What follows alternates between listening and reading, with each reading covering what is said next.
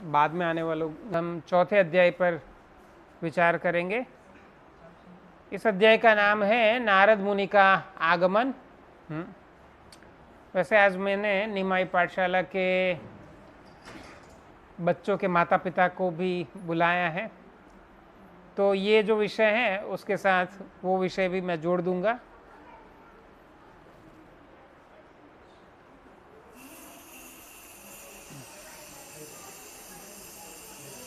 तो इस अध्याय में नारद मुनि का आगमन तो अध्याय के अंत में होगा, और बाद में नारद मुनि और व्यासदेव जी का संवाद। तो पिछले अध्याय में सुत गोस्वामी जो हैं उन्होंने भगवान के भिन्न भिन्न अवतारों का वर्णन किया था। तो आगे क्या चर्चा है देखते हैं। तो व्यास जी बताते हैं कि सुत गोस्वामी ने जब भगवान के विभिन्न अवतारों का वर्णन किया और उनका प्रयोजन, आपको स्मरण होगा कि दूसरे अध्याय में शौनक ऋषि ने बहुत सारे प्रश्न किए थे, 6 प्रश्न किए थे, और वो 6 प्रश्न के सुत गोस्वामी ने उत्तर दिए। तो 6 प्रश्न हैं वो इस प्रकार थे कि सबका कल्याण क्या है, भगवान है वो देवकी और वसुदेव जी के यहाँ अवतार क्यों लिए, उनकी लीलाएं क्या हैं और उनके अवतार क्या है, अवतारों के प्रयोजन क्या है, भगवान अभी स्वधाम चले गए हैं तो धर्म है वो किसकी शरण में गया।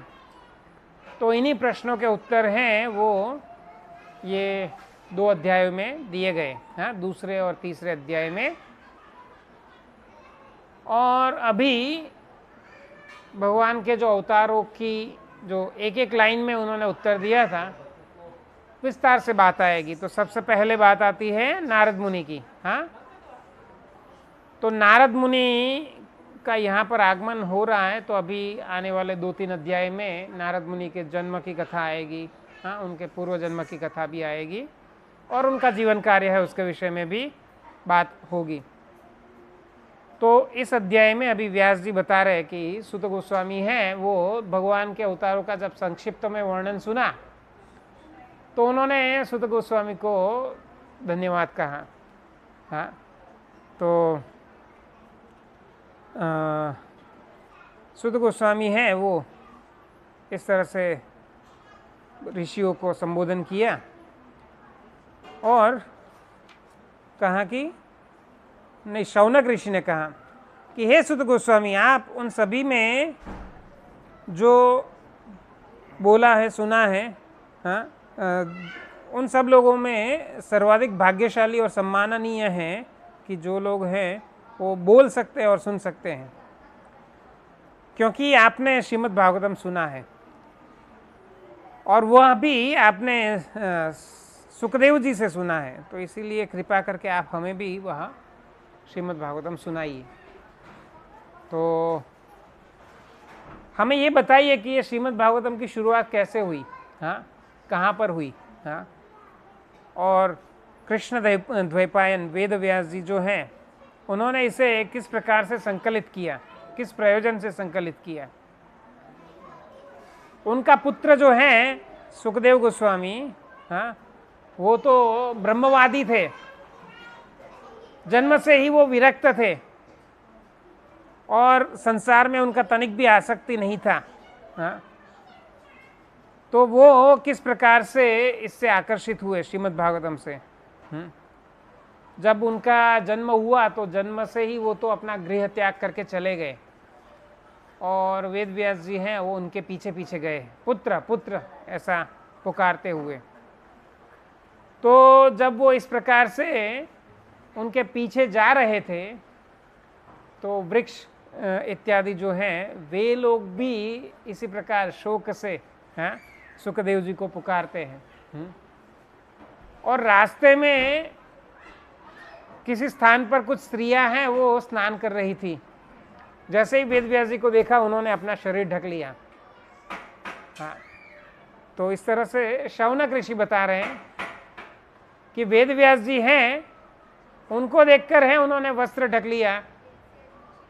तो व्यास जी ने पूछा, मेरा पुत्र अभी तो गया था, वो तो युवा भी था और दिगंबर अवस्था में था, तब तो आपने ऐसा नहीं किया। हाँ, और मुझ बूढ़े को देखकर आपने अपना शरीर ढका। तो स्त्रियां बताती हैं कि आपका पुत्र जो है ना, हाँ, वो ये शरीर को नहीं देखता है और वो स्त्री और पुरुष में भेद नहीं करता है। हाँ, जबकि आप हैं वो हमें स्त्री के रूप में देखते हैं, तो इसीलिए हमने अपना शरीर ढका। हाँ, तो ऐसा उम्दा चरित्र है सुखदेव गोस्वामी का। तो मैंने ऐसा बताया कि जन्म होते ही वो चले गए, क्योंकि वो 13 वर्ष तक माँ के गर्भ में रहे। तो जब माँ के गर्भ से बाहर आए तो ऐसे लगभग युवा, हाँ, अवस्था में थे। तो ऐसे सुखदेव जी हैं, वो विचरण करते रहते थे सन्यासी की भांति। हालांकि वो सन्यास भी जो है ना, वो वर्णाश्रम के नियमों के अंतर्गत आता है और ये उनसे भी ऊपर है। हाँ, परमहंस अवस्था में। तो सुखदेव जी जो है वो ऐसे भ्रमण करते रहते हैं। तो कैसे वो हस्तिनापुर आए, हाँ, कुरु और जांगल के प्रदेशों में वो विचरण करते थे, तो वहाँ से वो हस्तिनापुर कैसे आए, हाँ, कैसे वो परीक्षित महाराज से मिले। हाँ, क्योंकि परीक्षित महाराज हैं वो अपना राज्य छोड़ करके गंगा किनारे जाकर के बैठ गए थे। तो पांडवों के वो बहुत ही प्रभावी वंशज थे। मतलब पांचों पांडवों को इकट्ठा मिला लो, पांचों पांडवों को इकट्ठा मिला लो तो ऐसे प्रभावशाली महाराज परीक्षित थे। तो यहाँ पर नाम आया है पांडवीय। अभी गुरु महाराज ने परेश प्रभु का नाम पांडवीय, पांडवीय मतलब परीक्षित महाराज का नाम है। तो इतना वैभव था, पूरे भूमंडल के सम्राट थे। हाँ, और युवान ही थे। हाँ, तो इतना वैभवशाली राज्य है वो अचानक उन्होंने क्यों छोड़ दिया। हाँ, और वो क्यों गंगा किनारे जा कर के बैठ गए। और ये सुखदेव जी जो हैं वो जहाँ पर बैठ गए थे वहाँ पर कैसे आए, जबकि वो तो कहीं पर टिकते ही नहीं थे। अगर किसी गृहस्थ के घर पे जाते थे तो गाय दोहने के लिए जो समय लगता है उतना समय वहाँ प्रतीक्षा करते थे, क्योंकि वो भिक्षा में दूध लेते थे। और वह भी उस गृहस्थ पर कृपा करके, हाँ, उतना समय वहाँ रुकते थे। तो वो वहाँ पर कैसे आए, और 7 दिन तक उन्होंने, हाँ, एक जगह रुक गए और भागवत कथा सुनाया। हाँ, तो ऐसे परीक्षित महाराज और सुखदेव गोस्वामी दोनों का इस तरह से उन्होंने प्रशंसा किया। तो ये परीक्षित महाराज है, उन्होंने अनशन क्यों किया था। हाँ, और वो इतने प्रभावशाली, मतलब उनका राज्य जो है, उनका शासन भी इतना प्रभावशाली था कि शत्रु जो उनके थे वो स्वयं उनके चरणों में आकर के कर दे देते थे। इतने शक्तिशाली थे। आगे ऐसा वर्णन आएगा जब परीक्षित महाराज हैं वो कली से जब मिलते हैं तो बोलते हैं कि मैं ना दादा अर्जुन का पोता हूँ, और देवता लोगों में वो सामर्थ्य नहीं है कि मेरे सामने टिक पाए, और तू मेरे राज्य में है गायों को कष्ट दे रहा है। हाँ, तो वहाँ पर परीक्षित महाराज मतलब अपने विषय में ऐसा बता रहे हैं कि मैं पांडवों का वंशज, हाँ, देवताओं को भी चुनौती दे सकता हूँ। हाँ, तो इतने शक्तिशाली परीक्षित महाराज, जिनके आगे सारे, हाँ, आर्यवर्त के राजा हैं या उससे बाहर भी, हाँ, सारे भूमंडल के राजा हैं जो उनके चरणों में अपना शीश झुकाते थे, हाँ, मतलब उनको अधीन थे। तो ऐसे शक्तिशाली परीक्षित महाराज अचानक क्या हुआ कि सब ना छोड़ दिया। तो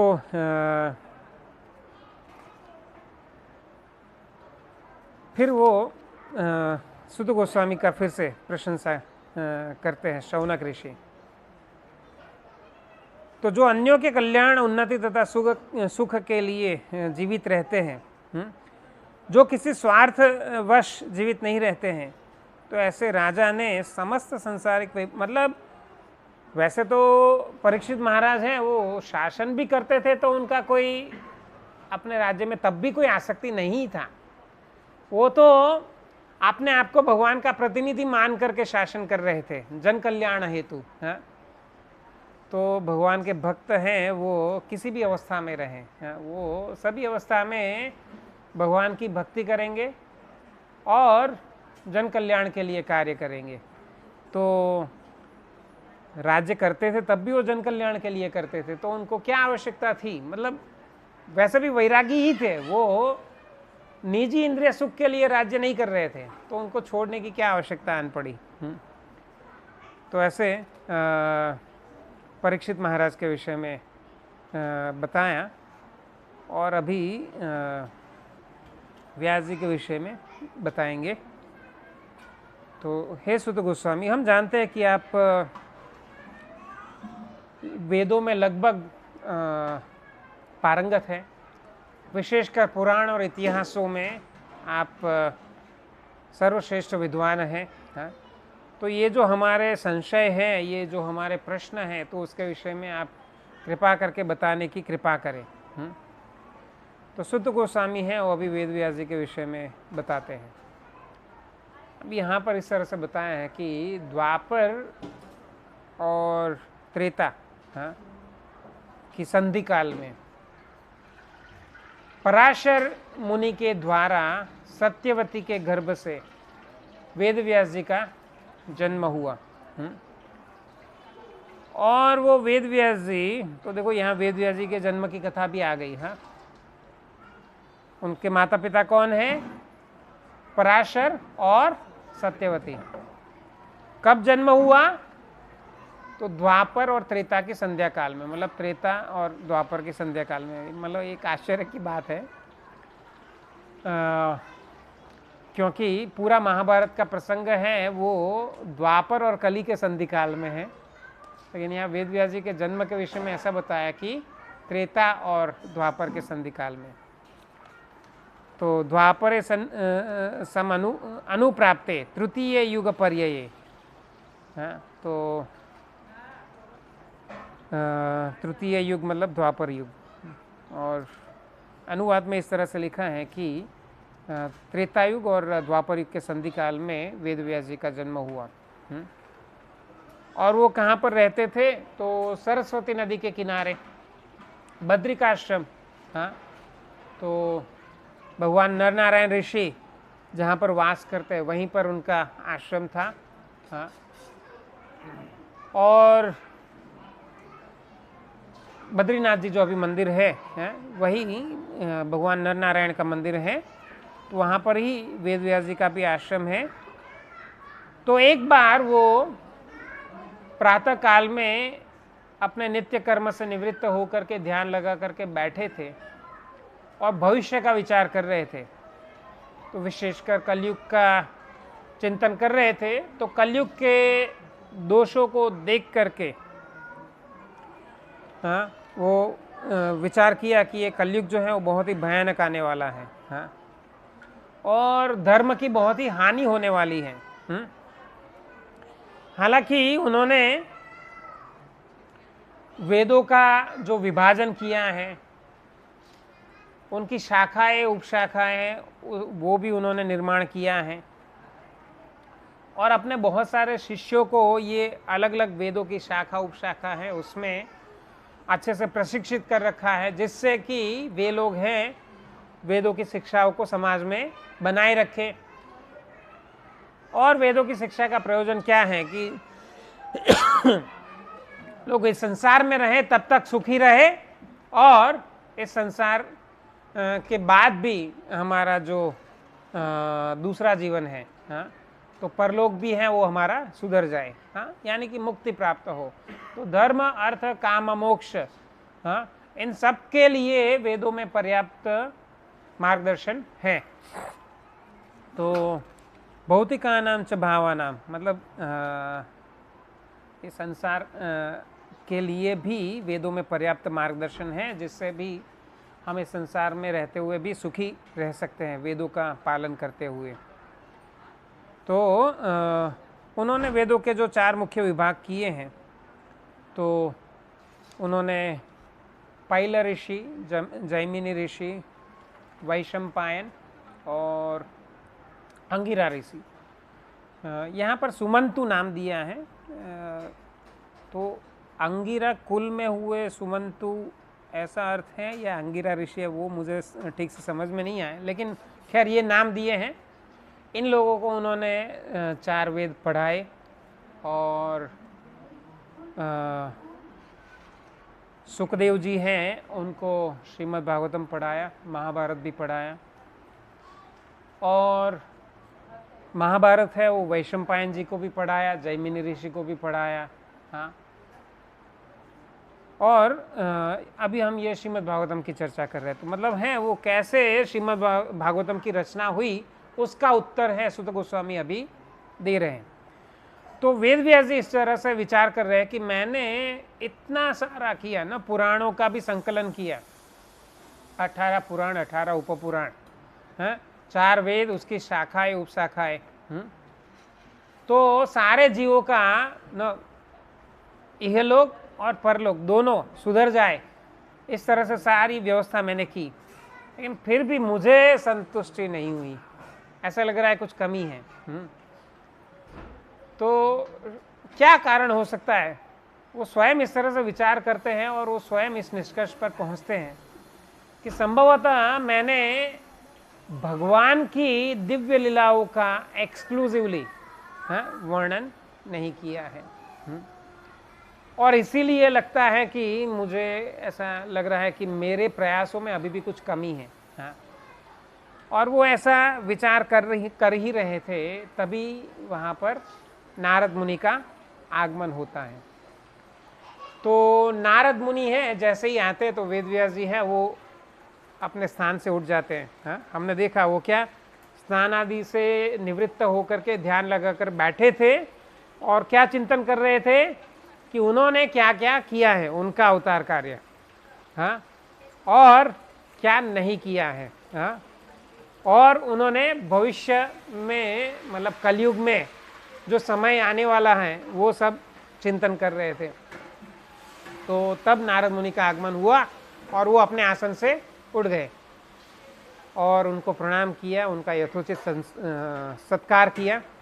यहाँ पर ऐसा बताया कि जैसे परमपिता ब्रह्मा जी, हाँ, उनका जैसे स्वागत होना चाहिए, उस प्रकार से वेद व्यास जी ने उनका स्वागत किया। अभी वेद व्यास जी है वो अकेले नहीं रहते हैं, मतलब आश्रम है, बहुत सारे शिष्य हैं, तो निश्चय ही भव्य स्वागत किया होगा। और आगे के अध्याय में फिर वो वही बातें फिर से दोहराएंगे, वेद व्यास जी अभी नारद मुनि को बताएंगे कि क्या कारण है इतना सब कुछ करने के बाद भी मुझे संतुष्टि नहीं हुई। हालांकि वो खुद भी इस निष्कर्ष पर पहुंच चुके हैं कि उद्देश्य क्या है जीवन का, हाँ, समसिद्धि हरितोषणम। सुत गोस्वामी पिछले अध्याय में ही बता चुके, नहीं शौनक ऋषि बताया था कि वर्णाश्रम व्यवस्था का भी उद्देश्य क्या है, तो समसिद्धि हरितोषण अथ पुंभी द्विजा श्रेष्ठ वर्णाश्रम विभागयो, हाँ, स्वनुस्थितस्य धर्मस्य समसिद्धि हरितोषणम। तो वर्णाश्रम मतलब 4 वर्ण 4 आश्रम हैं, सभी अवस्था में या जो हमारे संबंध भी हैं, हाँ, माता पिता पति पत्नी भाई बहन वगैरह जो भी संबंध है, तो सभी के लिए शास्त्रों में अलग अलग प्रकार के नीति नियमों का वर्णन हुआ है।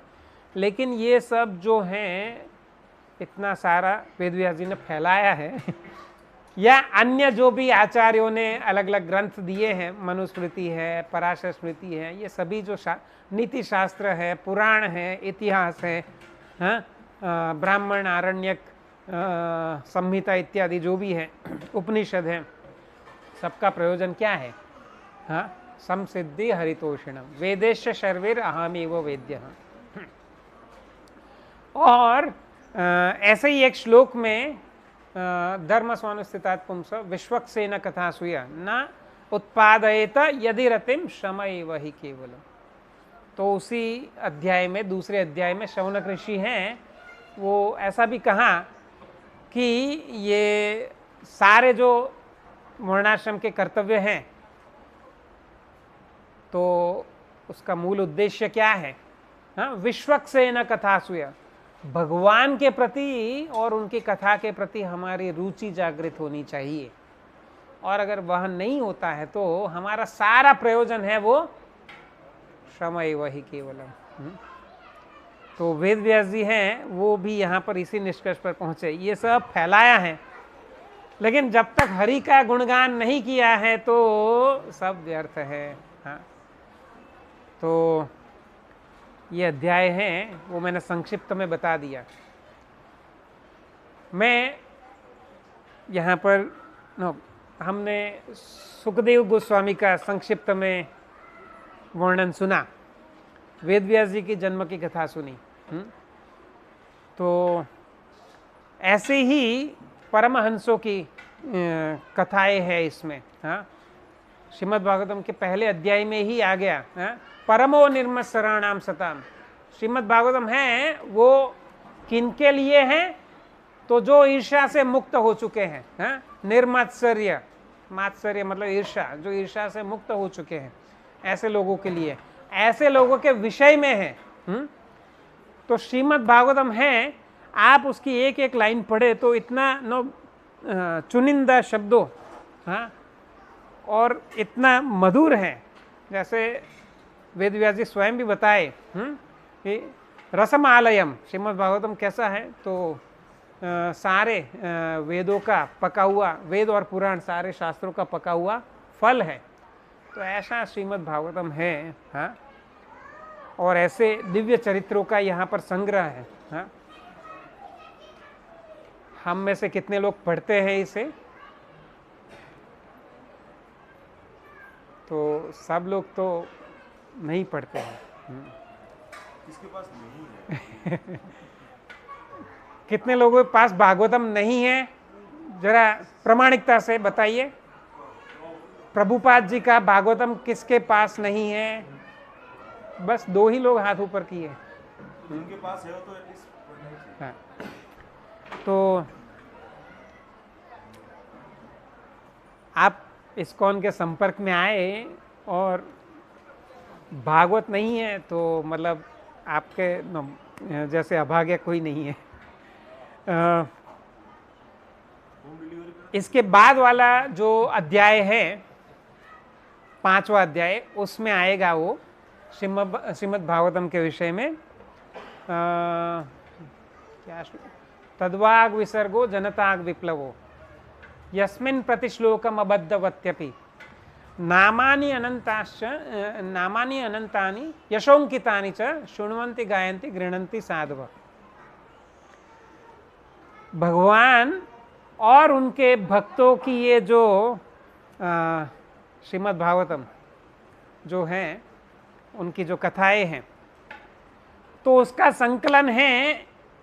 अगर वो ग्रामर की दृष्टि से त्रुटिपूर्ण भी हो तब भी वो इतना दिव्य और इतना मधुर है। हाँ? कि प्रभुपाद जी ने इसको चरितार्थ किया, ये श्लोक को, कि म्लेच्छों के बीच में इसको लेकर के गए।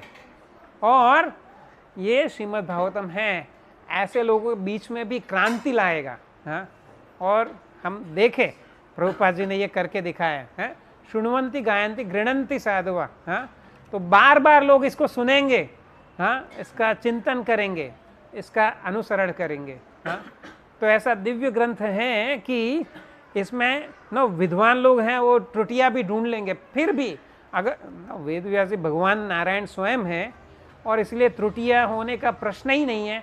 फिर भी कुछ विद्वान लोग हैं इसमें त्रुटियां भी ढूंढ लेते हैं, हाँ इसमें ग्रामर की दृष्टि से ये भूल है वो भूल है, लेकिन फिर भी इसका जो विषय वस्तु है वो इतना दिव्य इतना मधुर है कि जन साधारण में, हाँ मतलब हजारों लाखों करोड़ों लोग हैं, हाँ वो ये श्रीमद् भागवतम की ओर आकर्षित होंगे, इसकी शिक्षाओं के प्रति आकर्षित होंगे।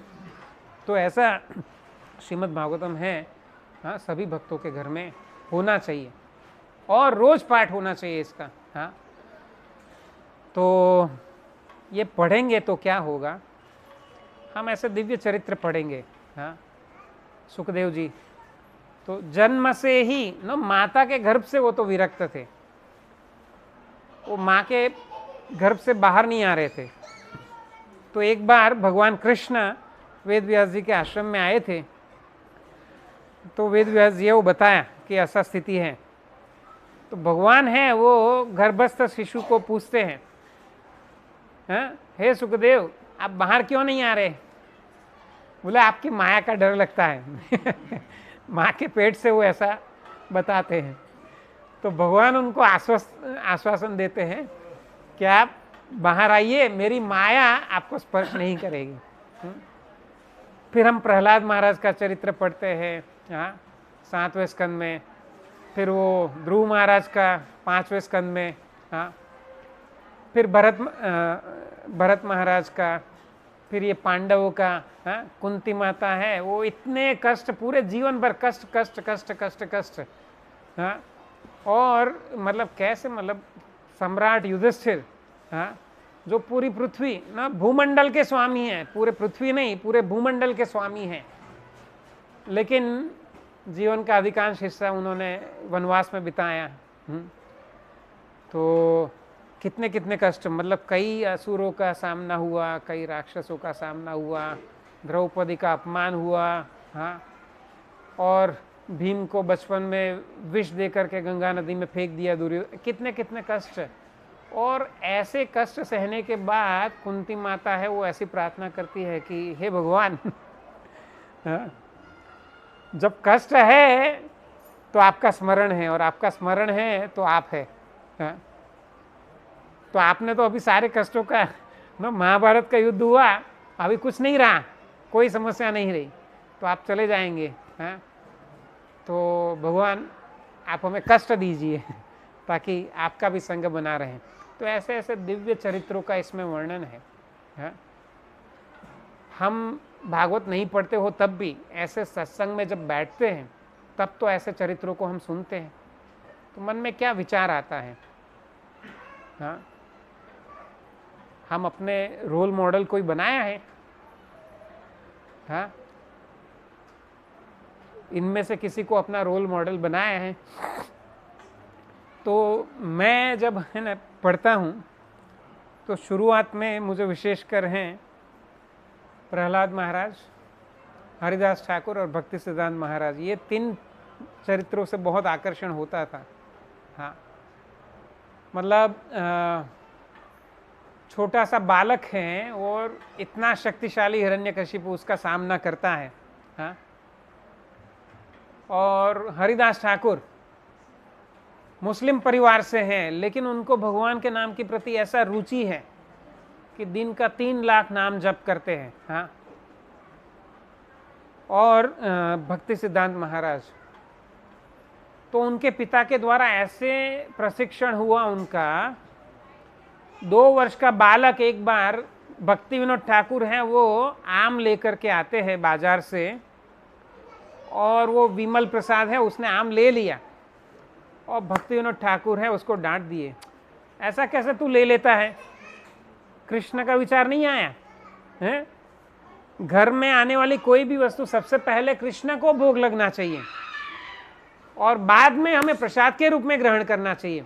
और वो 2 वर्ष का छोटा सा बालक है इस बात से इतना प्रभावित होता है, अरे मैंने कृष्ण के विषय में विचार किए बगैर आम ले लिया तो आज के बाद जीवन में कभी आम नहीं खाऊंगा। 2 वर्ष का बालक ऐसी दृढ़ प्रतिज्ञा, भीष्म प्रतिज्ञा करता है, भीष्म पितामह तो फिर भी युवा थे ये 2 वर्ष का बालक ऐसे भीष्म प्रतिज्ञा करता है और बाद में जब वो 50-60 वर्ष के थे और उनके हजारों शिष्य थे और उनके शिष्य लोग या गृहस्थ शिष्य लोग हैं उनको आम ला करके देते थे, तो वो कहते अरे मैं तो बड़ा अपराधी हूँ, मैं बचपन में ऐसा अपराध किया था तो इसलिए मैं आम नहीं खाऊंगा। तो मतलब ऐसे भगवान के ये 3 महान भक्तों से मुझे विशेष आकर्षण होता था। और पिछले कुछ वर्षों में विशेषकर मुझे विभीषण जी और युधिष्ठिर महाराज, ऐसे तो भगवान के सारे भक्त हैं, वो निराले हैं, सबके चरित्र हैं, ऐसे उम्दा चरित्र है। और हमें ऐसे किसी न किसी चरित्र के प्रति ऐसे आकर्षण होना चाहिए, वो हमारा रोल मॉडल कि मैं इनके जैसा बनना चाहता हूँ।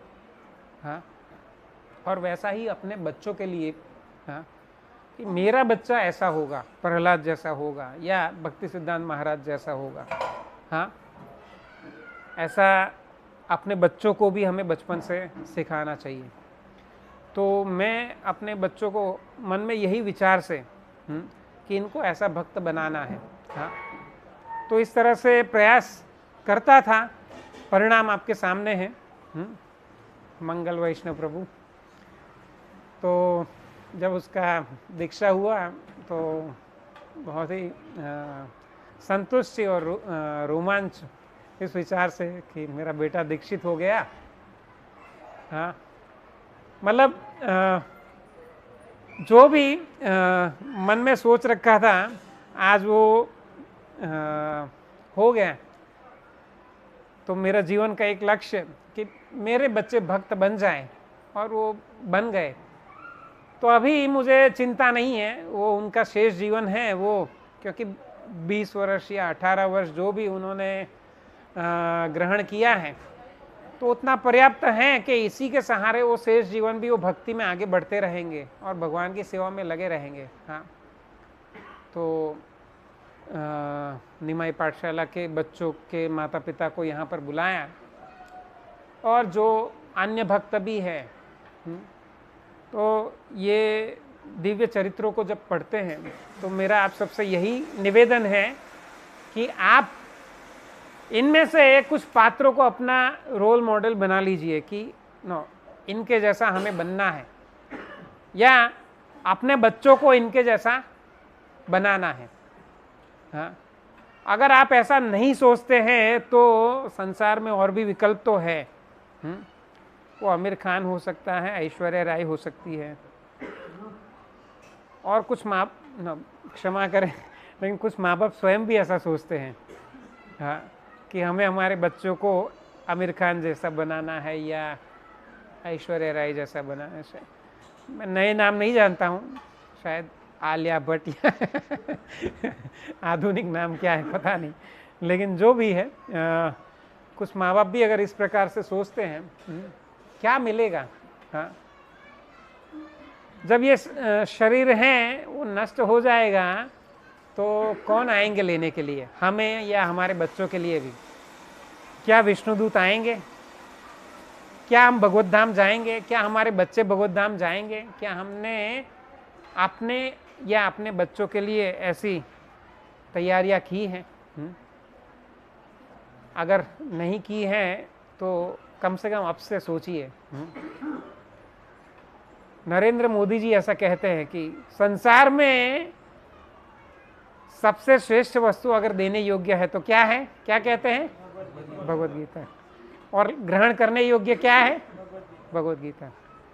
हाँ, वो कितना भक्ति करते हैं नहीं मालूम है, लेकिन वो व्यक्ति अगर ऐसा बोल सकते हैं तो हम तो कितने वर्षों से जुड़े हुए हैं। हाँ, तो हम क्या अपने बच्चों को ये सर्वश्रेष्ठ वस्तु दे सकते हैं? भगवत गीता। हाँ, और अगर हम ऐसा कर सके तो निश्चिंत रहिए वो संसार को पार कर जाएंगे। श्रीमद् भागवतम में ही ऐसा आता है कि जो भगवान के भक्त हैं उनके लिए संसार तो है ना, वो गाय के बछड़े के खुर से बना हुआ जो छोटा सा खड्डा होता है ना, उसके बराबर है ये संसार। है मतलब संसारी लोगों के लिए संसार तो अथाह सागर है। जिसको पार करना कठिन है, हाँ? संसार दावानल है ना, तो वो संसार है दावानल के समान भी है, मतलब वो बहुत ही कष्ट देने वाला है और वो अथाक सागर है, हाँ? मतलब उसको पार करना कठिन है। लेकिन जिसने भगवान का और भगवान के भक्तों का आश्रय लिया है तो उनके लिए ये संसार कैसा है, श्रीमद् भागवतम क्या बताता है, तो वो गाय के बछड़े का खुर से बना हुआ छोटा सा खड्डा, हाँ? अभी उसमें कितना पानी समाएगा, हाँ? हम किसी को ऐसा कहते हैं ना, कोई निंदनीय कार्य, चुल्लू भर पानी में डूब कर मरो, हाँ? लेकिन यहाँ पर ये चुल्लू भर पानी हम किस लिए बता रहे हैं कि भगवान का जो भक्त है या जिसने भगवान और भगवान के भक्तों का आश्रय लिया है तो उसके लिए संसार सागर जो है वो चुल्लू भर पानी के समान है, हाँ? मतलब छोटा बच्चा भी वो खड्डे से कई गुना बड़ा छलांग लगा सकता है, हाँ? उसके लिए वो इतना छोटा हो जाएगा। तो हम अपने बच्चों को क्या बनाना चाहते हैं, वो ठीक है डॉक्टर इंजीनियर भी बन सकते हैं, हाँ? उसमें कोई आपत्ति नहीं है अगर डॉक्टर इंजीनियर बने तो भी, लेकिन भगवान के भक्त बनना चाहिए। अगर वो डॉक्टर बने फिर भी अगर भगवान का भक्त ना बने, हाँ, तो उसका क्या लाभ है? और अगर कोई भगवान का भक्त बन जाता है, डॉक्टर नहीं बनता है, तो उसमें क्या नुकसान है? ऐसा भी श्रीमद् भागवतम में एक श्लोक है कि किसी ने अगर भगवान का शरण ले लिया है, कौन सा श्लोक है? नहीं, वो वाला नहीं, मतलब ऐसे भगवद्गीता में भी प्रभुपाद 2 बार दूसरे अध्याय में सारी हाँ, जो जिम्मेदारियां बहुत अच्छे से करते हैं, हाँ, सफल रहते हैं, हाँ, तो भी उसका कोई फायदा हाँ। नहीं है ना। तो श्रीमद् भागवतम ऐसा कि अगर किसी ने भगवान की भक्ति का आश्रय लिया है और फिर भी असफल रहता है क्या लॉस है? तो भी क्या नुकसान है, उसमें क्या लॉस है? और अगर किसी ने संसार की सारी उपलब्धियां प्राप्त कर ली लेकिन भगवान की शरण नहीं लिया तो क्या लाभ है? मतलब इस पर है हमें सबको चिंतन करना चाहिए, हाँ? कि ये संसारिक वस्तुएं अगर मिली भी तो भी, मुकेश अंबानी भी खैर वो वैष्णव परिवार से हैं और कुछ तो मतलब भक्ति करता होगा, दान पुण्य करता होगा, द्वारका में वो बहुत सेवा करता है, द्वारका का बहुत पुनरुद्धार उसने किया है, विशेषकर गोमती घाट है, तो उनके विषय में ऐसा नहीं सोचना चाहिए उनका भविष्य क्या होगा। लेकिन इन जनरल हम बात करें कि कोई ऐसा बहुत धनी व्यक्ति हो, मृत्यु के बाद है वो कहाँ जाएगा, हाँ? तो पुनरपि जन्म पुनरपि मरण, हाँ?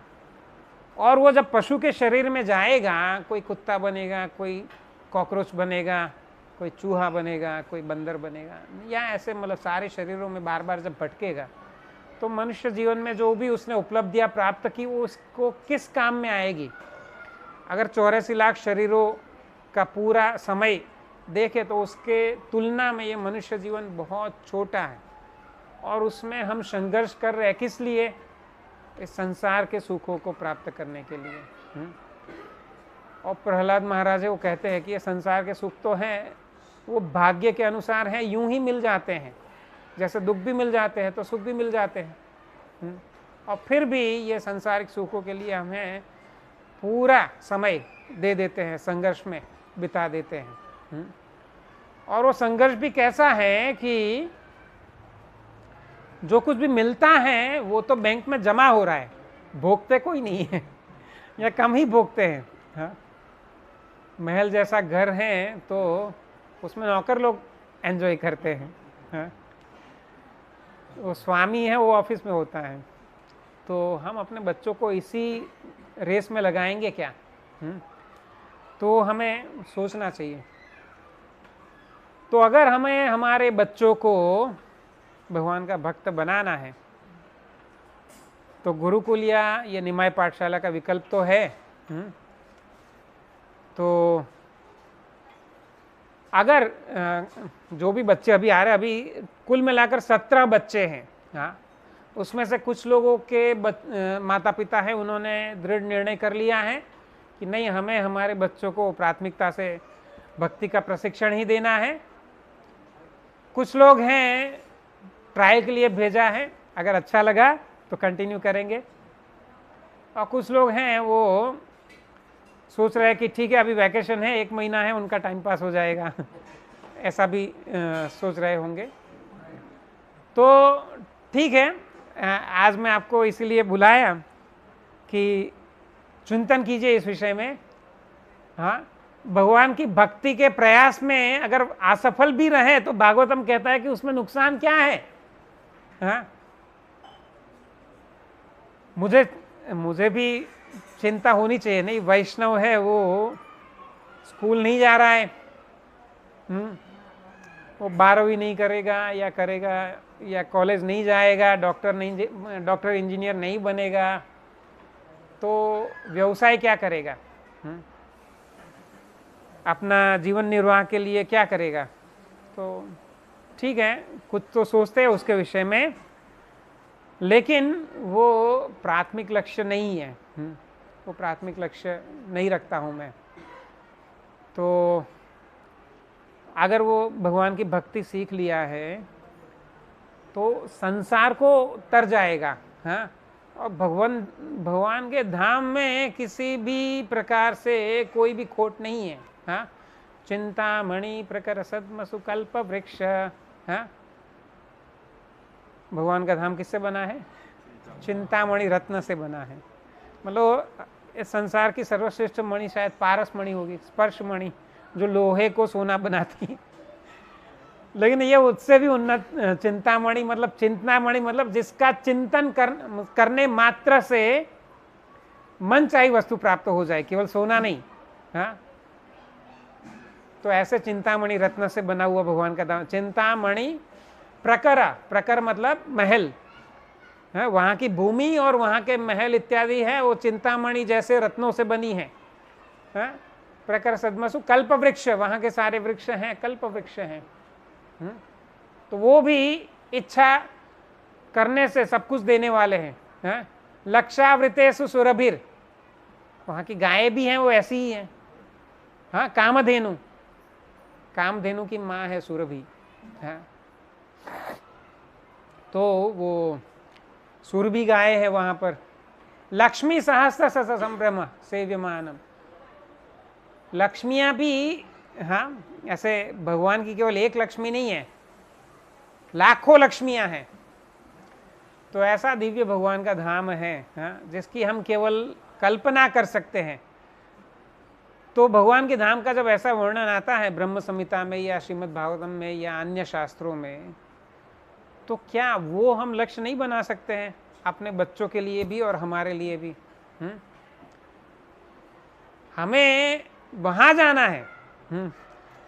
ये संसार में रहेंगे तब तक ठीक है, कुछ ट्रेन में जब सफर करते हैं तो रास्ते के लिए कुछ व्यवस्था कर लेते हैं ना, थोड़ा खाना घर से ले लेते हैं, और स्टेशन आएगा तो उतर भी जाएंगे। हाँ?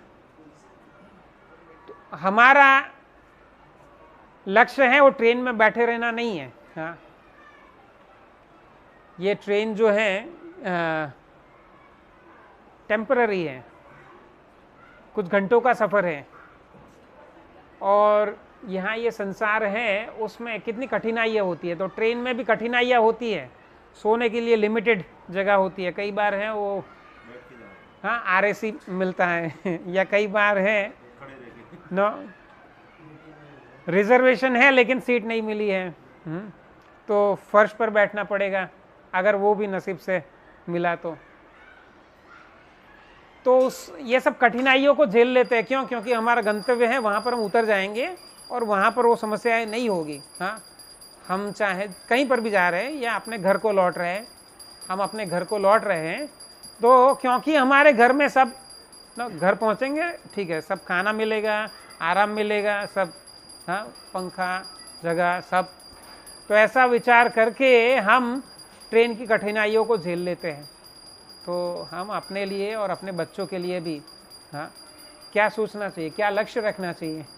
हाँ, तो हम अपने ना ट्रेन में अपना सारा जीवन यही है ऐसा नहीं सोचते हैं कि मेरा यही जीवन है और यहाँ पर ना सीट के लिए झगड़ा करना है, हाँ, खाने के लिए जैसे कि ट्रेन के बाहर खाना मिलता ही नहीं है, ऐसे यहीं पर सारा खाना खाना है। जितने भी वेंडर आ रहे हैं सबको रोक कर सो तो अपने लिए भी यह जीवन लक्ष्य रखो और बच्चों के लिए भी यह जीवन लक्ष्य सिखाना चाहिए।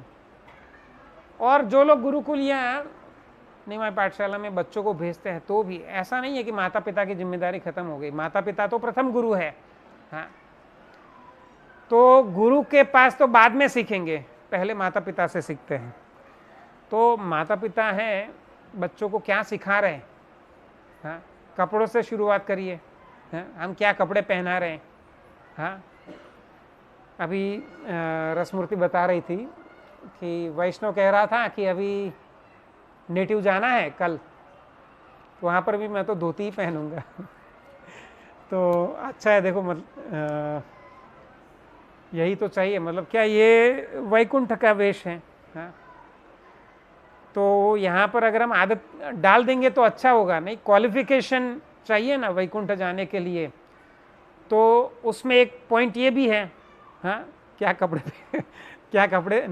पहनेंगे, कैसे बाल रखेंगे, हाँ, और हमारी आदतें क्या होगी, कितने बजे उठते हैं, हाँ। तो ये बहुत सारी क्वालिफिकेशन है, एक एक करके हमें यहाँ सीखना है। तो अगर हम अपने बच्चों को ये सिखा देते हैं घर पे कि क्या पहनना है, तो मतलब उतना तो क्वालिफिकेशन उसने अर्जित कर लिया। तो ऐसे बहुत सारी बातें, कपड़े हैं, खाना है, चॉकलेट, बिस्किट, आइसक्रीम, ये सब चीज़ें भी है। तो वो भी माँ बाप है अपने घर पे सिखा सकते हैं। मुझे कठिनाई नहीं हुई थी, उसके मामा नाना वो सब लोग हैं देते थे, या मेरे मित्र लोग भी देते थे। तो मैं एक दो बार अपने बच्चों पर गुस्सा किया, लेकिन फिर मैं ये समझ गया कि ये तो बच्चे हैं, हाँ, वो तो ऐसे ही रहेंगे, तो गुस्सा करना छोड़ दिया। उसके बोले देखो बेटा क्या चॉकलेट कृष्ण को पसंद है, उनको पूछता था। फिर वो लोग थोड़ा सोच करके नहीं कृष्ण को अर्पण ऑफर भी करना चाहिए हमें, नहीं कृष्ण को भोग नहीं लगा ऐसी कोई वस्तु हम खा सकते हैं, नहीं। बस मैं इतना प्रश्न पूछकर छोड़ दिया है, बाद में मैं जीवन में फिर कभी उनको टोकना ही नहीं पड़ा, हाँ। मतलब मैं ये कह रहा हूं कि ये गुरु का रोल भी नहीं है, ये माता पिता का रोल है, हाँ। बच्चे क्या पहनते हैं, क्या खाते हैं, हाँ, ये माता पिता को सिखाना। और ऐसे ही मतलब क्योंकि मुझे अपने बेटे को प्रहलाद जैसा बनाना है, या भक्ति सिद्धांत महाराज जैसा दृढ़ और बहुत बड़ा प्रचारक बनाना है, तो ऐसी कहानी मैं हर रोज़ सुनाया करता था, रात को सोते समय भी और दिन में भी। यहाँ तक कि हम ट्रैवल भी करते हैं बाइक पर, तो वैष्णव जो आगे बैठता था, तो अभी रास्ते में क्या करेंगे, मैं श्लोक बोलता था और वो पीछे दोहराता था। तो ऐसे यहाँ से कारेली बाग जा रहे प्रोग्राम में, तो रास्ते में एक दो श्लोक तो ऐसे ही वो सीख लेता था बाइक पर भी गुरुकुल चलता था। मतलब ये माता पिता हैं, वो इस तरह से अपने बच्चों को समय देना चाहिए। प्रभु जी ने भी अनमोल को बहुत कुछ सिखाया, तत्वहित प्रभु ने अनमोल को, और पद्मनयन कृष्ण प्रभु ने राध्या को सिखाया। राध्या का वीडियो भी आप देखते होंगे, वो कभी कभी ग्रुप में डालते हैं। तो ऐसे अपने बच्चों को बचपन से घर से ही, माता पिता ही प्रथम गुरु है, हाँ, तो घर से ही ये हमें अपनी जिम्मेदारी से सिखाना चाहिए। नहीं तो फिर बोए बीज बबूल का आम कहाँ से हम अपेक्षा रख सकते हैं। हम अगर बच्चों को फैशन सिखाएंगे तो फैशन ही सीखेंगे, हम बच्चों को टीवी दिखाएंगे तो बच्चे वैसे ही बनेंगे, हाँ, आमिर खान या ऐश्वर्या राय जैसे ही बनेंगे। अगर हम बच्चों को वैसे ही टॉम एंड जेरी अगर दिखाएंगे तो वैसे ही उनके ना। अगर हम बच्चों को घर पे रामायण महाभारत या भागवतम की कथा सुनाते हैं, कहानियाँ सुनाते हैं। आप ऐसा कह, हमें नहीं आता है, प्रयास तो करो। मुझे भी नहीं आता था, मैं पैदाइशी शिक्षक नहीं था, पैदाइशी शिक्षक नहीं हूँ मैं, है? तो कॉलेज में भी जब पढ़ाने गया तो पहले दिन तो मेरे भी पाँव है जम गए थे, हाँ? मुंह है उसमें दही जम गई थी ना, कुछ बोल नहीं पा रहा था। ठीक है, धीरे धीरे करके बोलना सीखा, सिखाना सीखा। तो आप लोग भी प्रयास करिए अपने बच्चों के लिए ना, आपके लिए और आपके अपने बच्चों के लिए। तो इस तरह से फिर बच्चों को है ना साधना भी सिखानी है, माला करना सिखाना है, प्रभुपाद की पुस्तकें पढ़ना, कहानियों की पुस्तकें, रामायण है, कृष्ण पुस्तक है, फिर वो रसिकानंद है, चैतन्य महाप्रभु हैं, वंशीदास बाबा जी हैं, फिर वो छोटी छोटी कहानियों की कितनी सारी पुस्तकें मिलती है मंदिर में। हाँ, हमारे यहाँ पर भी बहुत सारी पुस्तकें हैं, तो वो अपने बच्चों को पढ़ने के लिए देना चाहिए, है? और माला इत्यादि करवाने के लिए बच्चों को जोर जबरदस्ती, प्रभुपाद ऐसा कहते हैं, जोर जबरदस्ती ना करो, उनका आकर्षण हो इस तरह से उनको प्रेरित करो और बाद में उनको छोड़ दो। हम अगर ध्यानपूर्वक अच्छे से माला करते हैं तो बच्चे हमसे हम अगर मंगला आरती में जाते हैं तो बच्चे हमारे साथ मंगला आरती आएंगे, हम अगर सत्संग में जाते हैं बच्चे वो भी उसमें भी रुचि लेंगे। भले ही बच्चे अभी बाहर खेल रहे हैं, हाँ, लेकिन धीरे धीरे बच्चे बड़े होंगे तो वो धीरे धीरे यहाँ आने लगेंगे। जैसे वो अभी वो विष्णु तत्व प्रभु का लड़का, क्या नाम उसका, दिव्यांग, वो दूसरे बच्चों को खेलने नहीं जाता, वो यहाँ पर प्रवचन में बैठता है। हालांकि वो 7-8 साल का ही है, 9 साल का है। तो उतनी छोटी उम्र में बड़े बड़े लोगों की लिए जो क्लास होती है उसमें उसने रुचि डेवलप कर लिया है। तो ऐसा माहौल अपने घर में बनाना चाहिए, हाँ? और घर पे भी बच्चों को ना, देखो प्रवचन सुनने के लिए जा रहे हैं तो बैठना, हाँ? बैठे तो ठीक है, नहीं तो खेलने जाए तो भी कोई बात नहीं, लेकिन ऐसे बार बार कहते रहना है। तो ऐसे और गुरु के पास भेजते हैं, या कभी चाहे चिल्ड्रन क्लास में भेज दिया या ऐसे निमाई पाठशाला में भेज दिया या गुरुकुल में भेज दिया, तो वर्तमान व्यवस्था जो है पूरे विश्व में वामपंथियों ने अपने कब्जे में किया हुआ है, और वो बिल्कुल राक्षस लोग हैं। दुनिया कैसे नष्ट हो जाए, आपस में लोग झगड़े, तो ना अमेरिका जैसे प्रगत देशों में ऐसे चाइल्ड प्रोटेक्शन के नाम पर ऐसे ऐसे नियम है, कानून है कि बच्चा अपने माँ बाप के लिए भी जेल करवा सकता है। छोटा बच्चा है वो पुलिस स्टेशन जाकर के कहेगा मेरे माँ बाप मुझे परेशान कर रहे हैं, माँ बाप को जेल में डाल, या कोई पड़ोसी भी है वो फरियाद करेगा कि ये माँ बाप अपने बच्चे का ख्याल नहीं रखते हैं, तो ऐसा और ऐसा टीचर्स के लिए भी है। और हमारे भारत में भी ऐसा हुआ, कोई एक टीचर ने कुछ बच्चे को पिटाई किया होगा और वो माँ बाप हैं वो कोर्ट में चले गए और कोर्ट ने ऐसा रूलिंग दे दिया, हाँ, भारत का कोई टीचर है बच्चे के ऊपर हाथ नहीं उठा सकता है। अभी अमेरिका में कुछ प्रोफेसर लोग ऐसा एक्सपेरिमेंट कर रहे हैं, रिसर्च कर रहे हैं कि भारतीय शिक्षा प्रणाली, शिक्षा मतलब पनिशमेंट, उस पर रिसर्च कर रहे हैं। तो कान पकड़वाना, उठक बैठक करवाना, अंगूठा पकड़वाना, तो उससे, या वो भी प्रभु जी इवन मारना भी तो ऐसे जो दंड मतलब बच्चों को दिया जाता है तो उसका क्या प्रभाव पड़ता है, और उनको पॉजिटिव रिजल्ट मिला।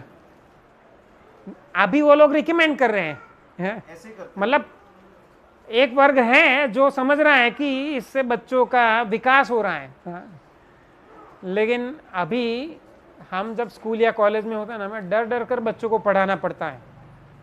अगर बच्चा कुछ न्यूसेंस कर रहा है हम कुछ कह नहीं सकते उनको, हाँ, तो गुरु के पास भेजे, चाहे गुरुकुल में निमाई पाठशाला में, हाँ, तो कभी कभी बच्चों को डांटना पड़ता है, कभी मारना भी पड़ता है, लेकिन हाँ हम भी अपने बच्चों की तरह ही उनको ट्रीट करते हैं, वो हमारे बच्चे ही हैं, ऐसे ही हम ट्रीट करते हैं। मतलब पिटाई का मतलब ऐसा नहीं है कि शत्रुवत, हाँ।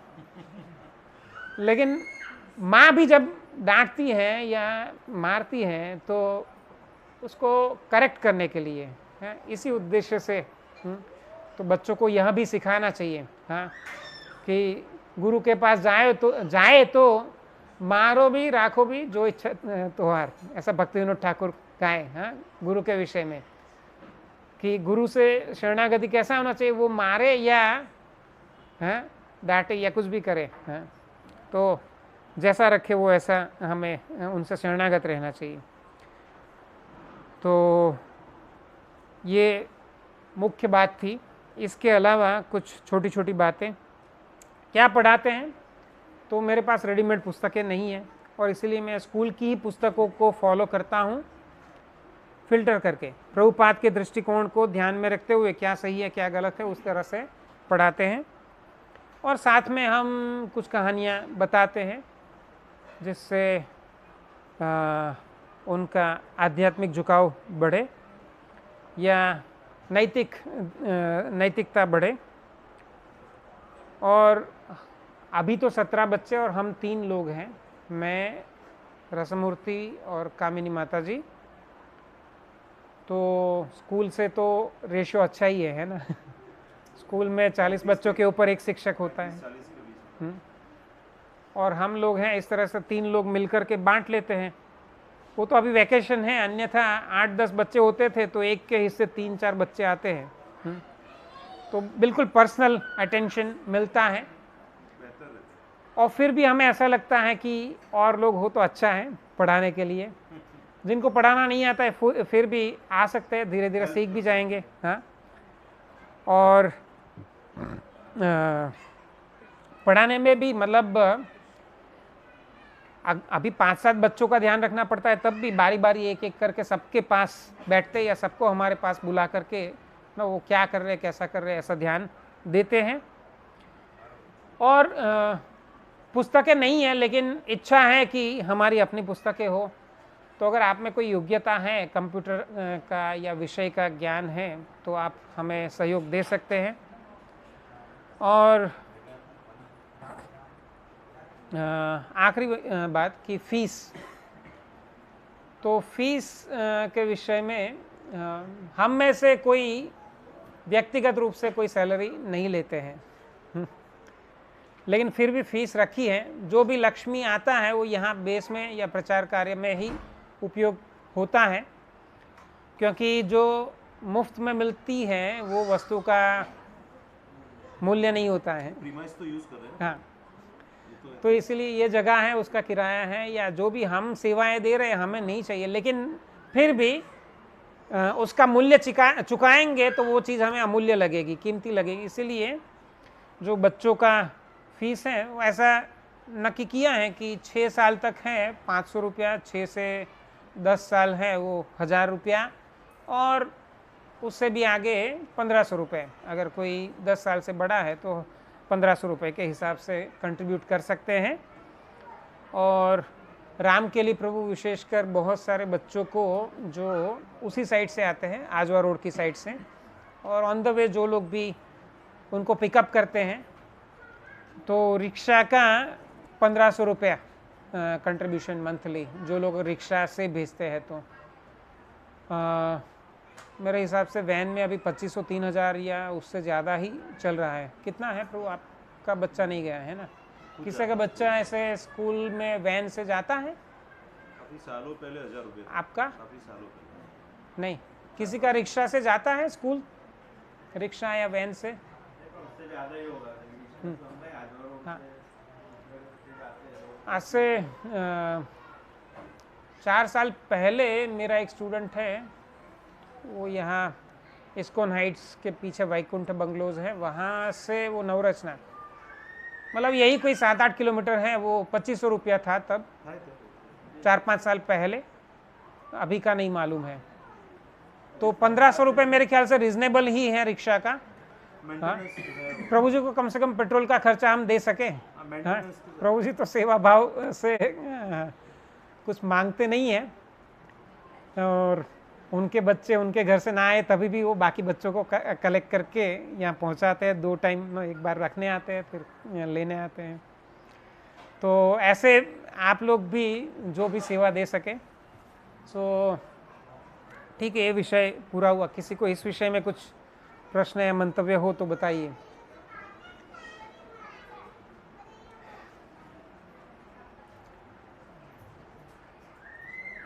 ठीक है, एक और विषय है। हम भक्ति में आते हैं तो माला करना वो हमारी भक्ति का एक अंग है, पुस्तक पढ़ना वो भी भक्ति का दूसरा अंग है, सत्संग में जाना वो भी एक अंग है, सेवाओं में भाग लेना चाहिए। तो अभी हमारे 3 स्थानीय कार्यक्रम शुरू हुए हैं। मकरपुरा में एक कार्यक्रम है, आजवा रोड में एक कार्यक्रम है और कारेली बाग में एक कार्यक्रम है। तो आप जो भी स्थानीय कार्यक्रम में अगर जाते हैं तो वहाँ केवल सत्संग के न प्रवचन के टाइम पर जाना और प्रसाद के बाद में निकल जाना, उसके बजाय है ना सेवाओं में भी भाग लीजिए। जो भी आपके स्थानीय लीडर हो, चाहे वो प्रवचन देने वाले वक्ता हैं या व्यवस्था करने वाले जो लीडर हैं, उनसे कहिए कि प्रभु जी कुछ सेवा है तो बताइए। हाँ, और वहाँ हमारे जो भी कार्यक्रम हैं वो भक्तों के ही कंट्रीब्यूशन से चलते हैं। तो वो भी आप पूछ सकते हैं कि प्रभु जी कुछ आर्थिक सहयोग की आवश्यकता हो तो बताइए। हाँ, निश्चय आवश्यकता है, तो आप यथाशक्ति हैं अपने अपने स्थानीय कार्यक्रम में सहयोग दीजिए। जो लोग हैं कर रहे हैं तो वो उन्हीं के ऊपर हैं, वो बोझ आता है। कभी कभी एक एक भक्त को 3-4 हज़ार रुपया महीना भी झेलना पड़ता। ऐसा झेलना तो नहीं कहना चाहिए, वो भगवान की सेवा में श्रद्धा से वो देते हैं। लेकिन सब लोग मिलकर के अगर हाथ बटाए तो सबके हिस्से तो थोड़ा थोड़ा ही आएगा। हाँ, दामोदर चैतन्य प्रभु के प्रोग्राम में जाने वाले हैं तो वहाँ पर भी उनको आप सहयोग कर सकते हैं। और जो लोग हैं यहाँ पर आते हैं तो यहाँ पर दीजिए, चारूचंद्र प्रभु को दीजिए। और जो लोग स्थानीय प्रोग्राम में जाते हैं और यहाँ पर भी आते हैं तो फिर भी वहाँ पर बड़ी अमाउंट दीजिए। यहाँ पर छोटे, मानो वहाँ 1000 रुपया देते हैं तो यहाँ 500 रुपया दीजिए।